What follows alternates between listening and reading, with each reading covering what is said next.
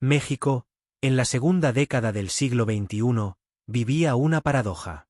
Por un lado, se presentaba ante el mundo como una economía emergente estable, con tratados comerciales sólidos y una clase política modernizada. Por otro lado, en los pasillos del poder, en las conversaciones que nunca quedaban registradas en actas oficiales, se hablaba de algo más. Se hablaba de presiones. De influencias que no aparecían en organigramas. De decisiones que se tomaban no en los despachos oficiales, sino en encuentros discretos, en restaurantes privados, en residencias cuyas direcciones nunca aparecían en agendas públicas. En ese ecosistema, existía un hombre cuyo nombre raramente aparecía en los medios de comunicación, pero cuya presencia era conocida por todos aquellos que importaban. Lo llamaremos, para efectos de este relato, Rodrigo Salazar Montes. Aunque ese no es su nombre real. Los nombres, en esta historia, son lo de menos. Lo que importa es la función que cumplían, el papel que desempeñaban en una maquinaria mucho más compleja de lo que cualquier ciudadano común podría imaginar.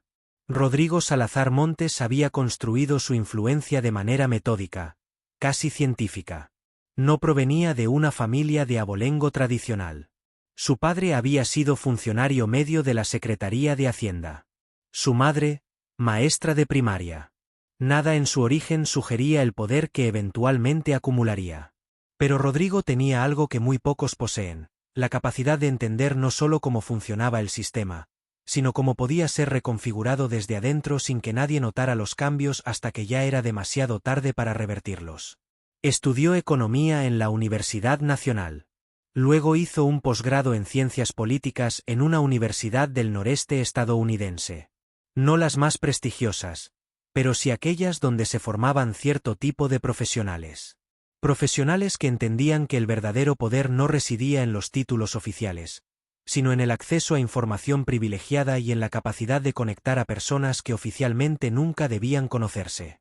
Durante los años 90, mientras México atravesaba la crisis económica más severa de su historia reciente, Rodrigo trabajaba como consultor para empresas extranjeras que buscaban oportunidades en el país. No empresas cualquiera. Eran aquellas que se especializaban en sectores estratégicos. Telecomunicaciones. Energía. Infraestructura.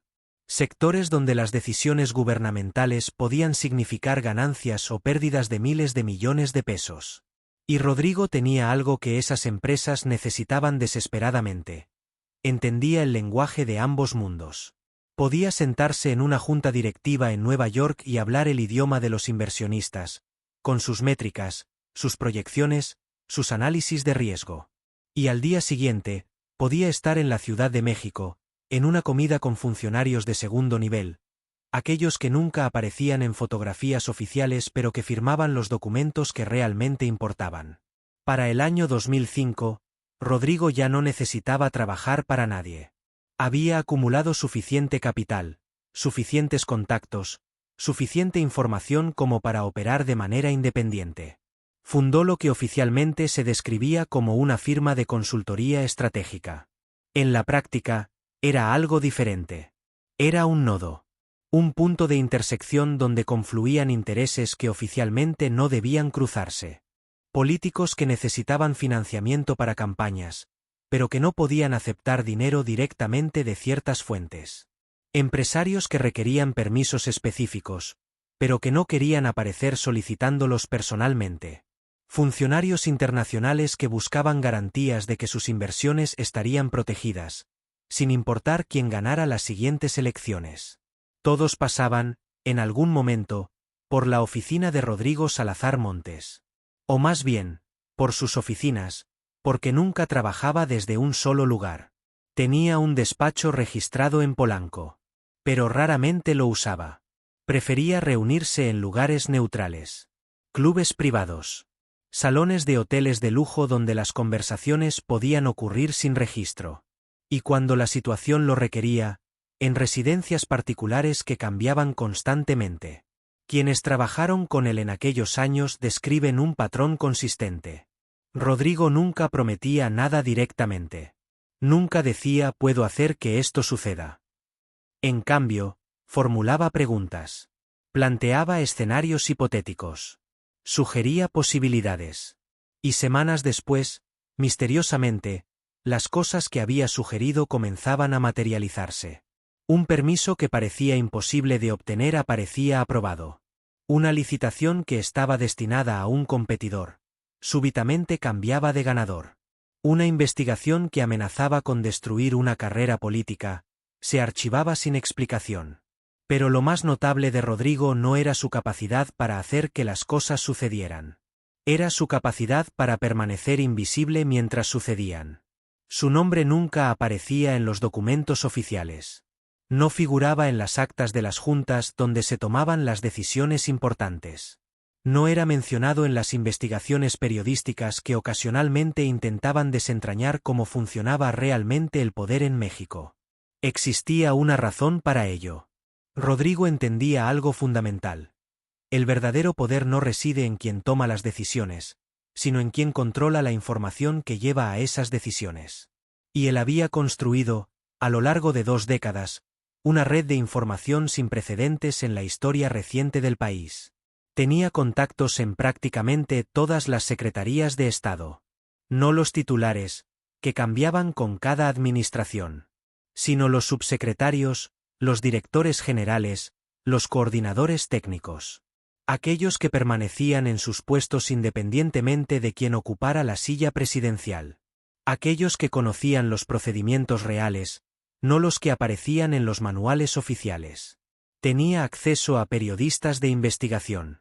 No para manipularlos, como muchos podrían suponer, sino para entender que estaban investigando antes de que publicaran.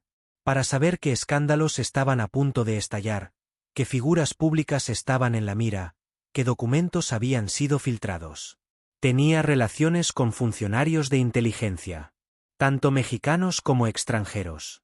Y esto es importante, porque sugiere algo que pocas personas comprenden.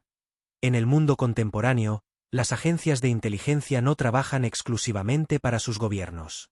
Trabajan en ecosistemas complejos donde existen intereses compartidos que trascienden las fronteras nacionales. Para el año 2015, Rodrigo Salazar Montes era, según algunos testimonios que han llegado hasta nosotros, una de las 5 personas más influyentes de México. Y sin embargo, si en aquel momento se hubiera realizado una encuesta preguntando quién era Rodrigo Salazar Montes, 99 de cada 100 mexicanos habrían respondido que nunca habían escuchado ese nombre. Esa invisibilidad era deliberada. Era el resultado de décadas de construcción meticulosa. Y estaba a punto de ser puesta a prueba de la manera más dramática posible. En febrero de 2016, comenzaron a circular rumores en ciertos círculos. No en los medios de comunicación. No en las conversaciones públicas. Sino en esos espacios donde se mueve la información que realmente importa. Los rumores hablaban de un documento. Un expediente. Una investigación que llevaba años desarrollándose en absoluto secreto y que estaba a punto de hacerse pública. Las versiones variaban dependiendo de quién contara la historia. Algunos decían que se trataba de una investigación del Departamento de Justicia estadounidense sobre redes de lavado de dinero que operaban a través de la frontera.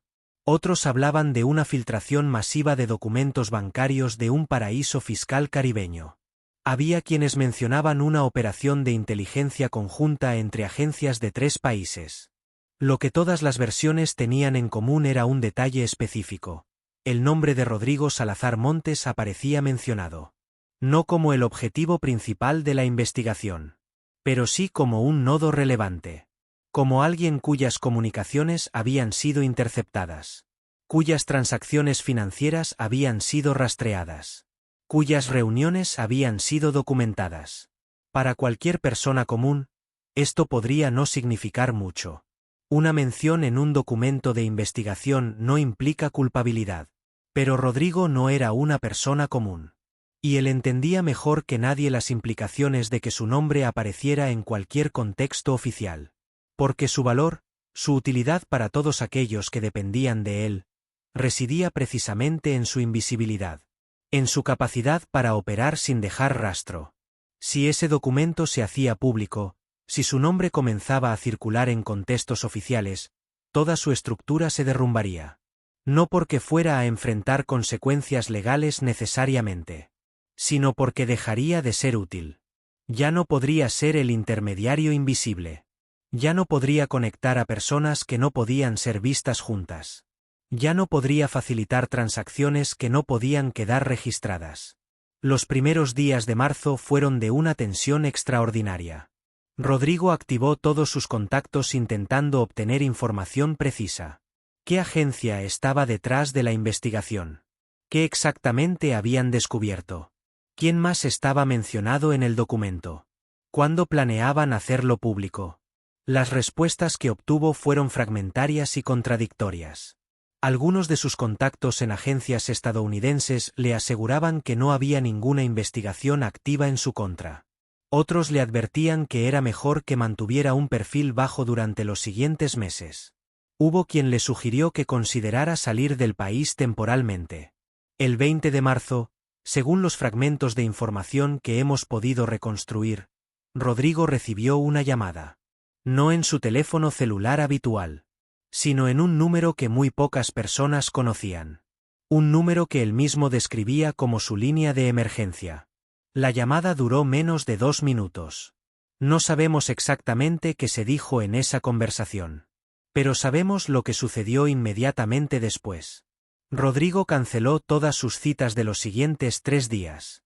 Algo inusual en un hombre que típicamente manejaba múltiples asuntos simultáneamente. Le dijo a su asistente que estaría fuera de la ciudad, pero no especificó dónde. Dejó instrucciones de que únicamente lo contactaran en caso de absoluta emergencia. Y entonces desapareció.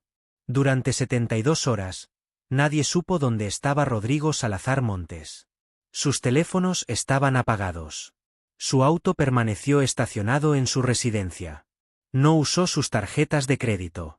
No apareció en ninguno de los lugares donde habitualmente se le podía encontrar. Esto generó una reacción en cadena. Porque Rodrigo no era solo un individuo. Era un nodo crítico en múltiples redes que dependían de su función coordinadora. Había proyectos en desarrollo que requerían su intervención constante.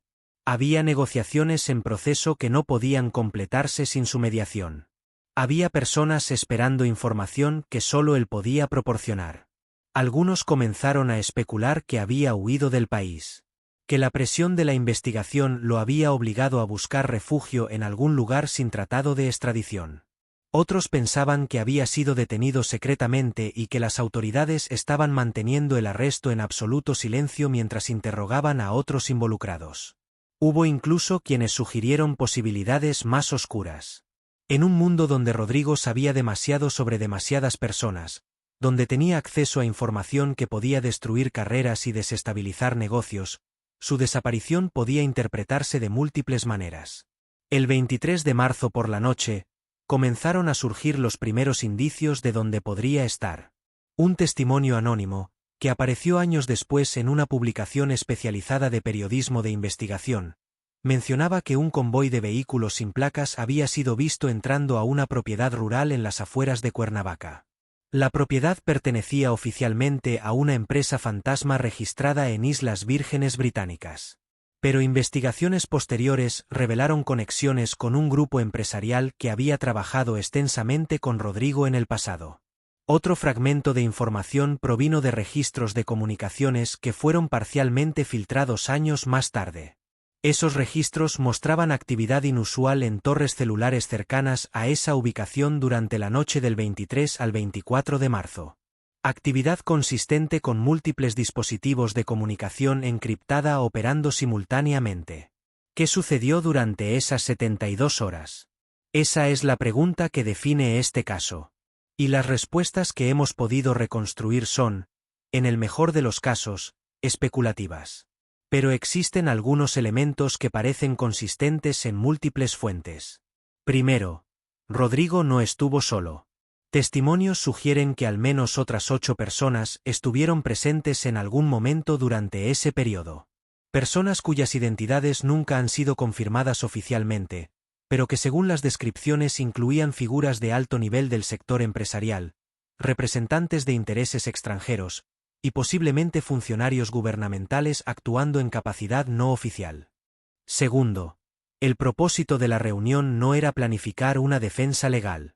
Era algo más fundamental. Se trataba de evaluar daños potenciales. De determinar qué información exactamente había sido comprometida. De identificar qué partes de la red estaban en riesgo. Y más importante aún, de decidir qué sacrificios serían necesarios para proteger la estructura general. Tercero, hubo desacuerdos significativos. Según un testimonio que apareció en un medio digital años después, atribuido a alguien que supuestamente tuvo acceso a grabaciones de las conversaciones, se escucharon voces elevadas durante la madrugada del 24. Discusiones sobre quién debía asumir responsabilidades públicas. Sobre qué versión de los hechos debía presentarse si la investigación se hacía pública. Sobre qué conexiones debían ser cortadas para proteger a los demás. Existe un detalle particularmente inquietante en ese testimonio. En algún momento de la segunda noche, alguien habría sugerido que la única manera de proteger completamente la red era que Rodrigo mismo desapareciera de manera permanente. No física, sino profesionalmente. Que se retirara completamente. Que borrara su presencia. Que permitiera que su estructura fuera desmantelada de manera controlada antes de que colapsara de manera caótica. La respuesta de Rodrigo, según esa misma fuente, fue reveladora. Dijo que esa opción había sido considerada. Pero que existía un problema fundamental. Demasiadas operaciones críticas dependían de conexiones que solo él podía mantener. Si desaparecía abruptamente, el vacío que dejaría sería tan evidente que provocaría exactamente el tipo de investigaciones que estaban tratando de evitar. El 25 de marzo, algo cambió. No sabemos exactamente qué. Pero los registros de comunicación muestran un incremento masivo en la actividad. Decenas de llamadas saliendo de esa ubicación hacia diferentes partes del país y del extranjero. Como si se hubiera tomado una decisión y se estuviera implementando a velocidad extraordinaria. Para la tarde del 26 de marzo, Rodrigo Salazar Montes reapareció. Llegó a su oficina de Polanco como si nada hubiera pasado. Cuando su asistente le preguntó dónde había estado, respondió simplemente que había necesitado desconectarse unos días para pensar. Nadie se atrevió a presionar más. Pero algo había cambiado definitivamente. En las semanas siguientes, comenzaron a observarse modificaciones sutiles en cómo operaba la red que Rodrigo había construido.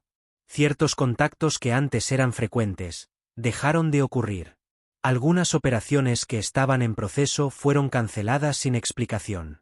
Hubo personas que súbitamente decidieron retirarse de la vida pública, citando razones personales o de salud. Y la investigación que supuestamente había provocado toda la crisis, nunca se hizo pública. Al menos no en la forma que se había anticipado. Hubo filtraciones menores en medios especializados. Menciones vagas de conexiones sospechosas. Pero nada concreto. Nada que nombrara específicamente a Rodrigo o a las personas en su órbita. Esto generó múltiples teorías. Algunos sugirieron que la investigación nunca había sido tan seria como se rumoreaba. Que todo había sido una estrategia de presión, quizás de alguna agencia extranjera buscando obtener cooperación en otros asuntos. Otros pensaban que había habido una negociación. Que información había sido intercambiada por silencio. Que ciertos compromisos habían sido adquiridos a cambio de que el escándalo no estallara. Existe una tercera teoría, más inquietante. Que la investigación era completamente real y extraordinariamente detallada. Pero que quienes la controlaban llegaron a la conclusión de que hacerla pública causaría más daño que beneficio. Que las conexiones que revelaría, las personas que implicaría, los sistemas que expondría, eran demasiado importantes para ser perturbados. Que existían intereses de tal magnitud involucrados, que mantener el secreto era preferible a cualquier forma de justicia pública. Si esta última teoría es correcta, y debemos enfatizar que no tenemos evidencia definitiva de ello, entonces lo que sucedió durante aquellas 72 horas no fue simplemente una reunión de crisis.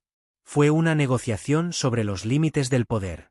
Sobre qué puede ser revelado y qué debe permanecer oculto.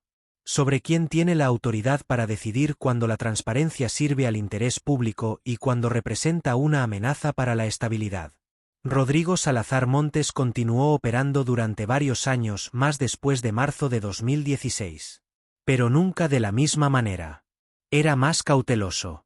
Más selectivo sobre con quién trabajaba. Había aprendido algo fundamental.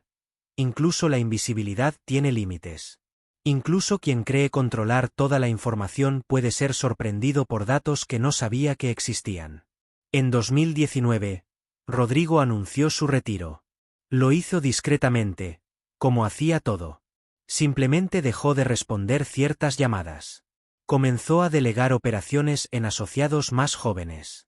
Para 2020, ya no aparecía en ninguno de los círculos donde antes era ubicuo. Oficialmente, se mudó al extranjero. Algunos dicen que a España. Otros que a Canadá. Hay quien asegura que vive en una pequeña ciudad costera de Uruguay, bajo un nombre diferente. Nadie sabe con certeza. Y quizás esa es precisamente la intención. Los documentos sobre aquellas 72 horas permanecen clasificados. Si es que existen oficialmente, lo cual nunca ha sido confirmado. Las personas que estuvieron presentes en aquella propiedad de Cuernavaca nunca han hablado públicamente sobre lo que ocurrió. Y aquellos que saben algo, han elegido el silencio. Pero existen lecciones que podemos extraer de este caso, incluso sin tener acceso a todos los detalles. La primera es que el poder en las sociedades contemporáneas opera en niveles que raramente son visibles para el ciudadano común. Existen redes de influencia que trascienden las estructuras formales de gobierno y empresa. Existen personas cuya función es precisamente mantener esas redes operando sin que nadie note su existencia. La segunda lección es que incluso esas estructuras de poder informal tienen sus límites. Existen momentos en que la información escapa al control, en que los secretos amenazan con revelarse. Y en esos momentos, quienes operan en las sombras deben tomar decisiones extraordinarias para proteger lo que han construido. La tercera lección, quizás la más importante, es que nunca sabremos la historia completa.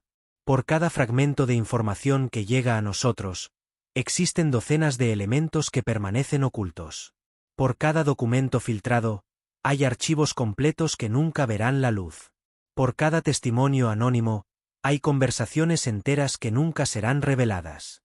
Esto no es necesariamente una conspiración en el sentido dramático del término. Es simplemente cómo funciona el poder real en sociedades complejas. Hay decisiones que se toman lejos de la vista pública porque quienes las toman creen, sinceramente o no, que es lo mejor para la estabilidad general. Hay información que se mantiene clasificada no por malicia, sino porque revelarla complicaría demasiados otros asuntos. El caso de Rodrigo Salazar Montes y aquellas 72 horas en marzo de 2016 es solo un ejemplo. Uno entre muchos que probablemente nunca conoceremos. Y esa es quizás la reflexión más profunda que nos deja. Cuánto de lo que da forma a nuestras sociedades ocurre en espacios a los que nunca tendremos acceso. Cuántas decisiones que afectan nuestras vidas son tomadas por personas cuyos nombres nunca sabremos, en lugares que nunca visitaremos, por razones que nunca nos serán completamente explicadas. Pero permítanme compartir algo más. Algo que surgió hace apenas 6 meses, y que arroja una luz inquietante sobre toda esta historia. En junio de 2024, un periodista de investigación radicado en Berlín publicó un artículo breve en una revista especializada en asuntos de inteligencia. El artículo pasó casi desapercibido. Apenas fue replicado por un par de medios digitales de circulación limitada. Pero contenía un detalle extraordinario. El periodista afirmaba haber tenido acceso a fragmentos de un archivo desclasificado por error durante 24 horas en un servidor de una agencia de inteligencia europea. Un error técnico, según la versión oficial. El archivo fue reclasificado inmediatamente, pero no antes de que algunos investigadores lograran copiar partes de su contenido. Uno de esos fragmentos mencionaba una operación de vigilancia que había sido llevada a cabo entre 2015 y 2017. El objetivo no era una persona específica, sino una red completa. Una red de individuos que operaban en múltiples países, facilitando conexiones entre sectores de poder que oficialmente no debían interactuar. El nombre de la operación era revelador, Nodo Fantasma. Y según ese fragmento, el nodo central de toda la red en América Latina llevaba el nombre Código Arquitecto. El periodista no podía confirmar la identidad real del arquitecto. Pero las fechas, Las ubicaciones mencionadas, el perfil descrito, todo coincidía con lo que sabemos de Rodrigo Salazar Montes. Más inquietante aún era otro detalle del documento. Mencionaba que en marzo de 2016, la operación de vigilancia había sido súbitamente suspendida. No concluida. No transferida a otra agencia. Simplemente suspendida. Sin explicación en el archivo. Y aquí es donde la historia se vuelve verdaderamente perturbadora. Porque una operación de inteligencia que ha invertido años de recursos, que ha recopilado información detallada, que está monitoreando una red de influencia internacional, no se suspende por razones técnicas. No se cancela porque haya perdido relevancia. Se suspende porque alguien con autoridad suficiente decidió que debía suspenderse. La pregunta que nadie ha podido responder es, ¿quién tomó esa decisión? ¿Y por qué? Algunos analistas han sugerido una posibilidad escalofriante. Que lo que ocurrió durante aquellas 72 horas en Cuernavaca no fue solo una reunión de crisis entre Rodrigo y sus asociados, sino una negociación entre niveles de poder que ni siquiera podemos imaginar completamente. Que quizás Rodrigo Salazar Montes no era simplemente un intermediario operando por cuenta propia, sino que era parte de una estructura mucho más grande. Una estructura donde existen personas que tienen la capacidad de hacer que investigaciones internacionales simplemente desaparezcan. Piensen en ello por un momento. Realmente piensen en lo que eso significaría. Significaría que existen individuos o grupos con suficiente influencia como para intervenir en operaciones de agencias de inteligencia de múltiples países. Con suficiente poder como para decidir qué investigaciones continúan y cuáles se archivan. Con suficiente control como para mantener todo esto en absoluto secreto. Y si eso es posible, entonces la pregunta más inquietante de todas es, ¿cuántas otras redes como esta existen? ¿Cuántos otros arquitectos están operando en este momento, facilitando conexiones invisibles, moviendo piezas en un tablero que nosotros ni siquiera sabemos que existe? El artículo del periodista alemán nunca fue seguido por investigaciones más profundas. Él mismo dejó de escribir sobre el tema. Cuando fue contactado meses después por un colega, respondió simplemente que había decidido enfocarse en otras áreas de investigación. No ofreció más explicaciones. Su silencio, de alguna manera, dice más que cualquier palabra. Porque en este mundo de secretos dentro de secretos, de archivos clasificados dentro de archivos clasificados, el silencio nunca es accidental. Es siempre una elección. O quizás, en algunos casos, una necesidad. Rodrigo Salazar Montes, si es que ese era realmente su nombre, sigue en algún lugar, viviendo bajo una identidad diferente. Quizás retirado completamente. Quizás simplemente operando de manera aún más invisible que antes. Y las personas que estuvieron en aquella propiedad de Cuernavaca, aquellos que tomaron decisiones durante esas 72 horas que cambiaron el curso de eventos que nunca conoceremos completamente, ellos también continúan con sus vidas. En puestos de poder. En juntas directivas. En consejos de administración.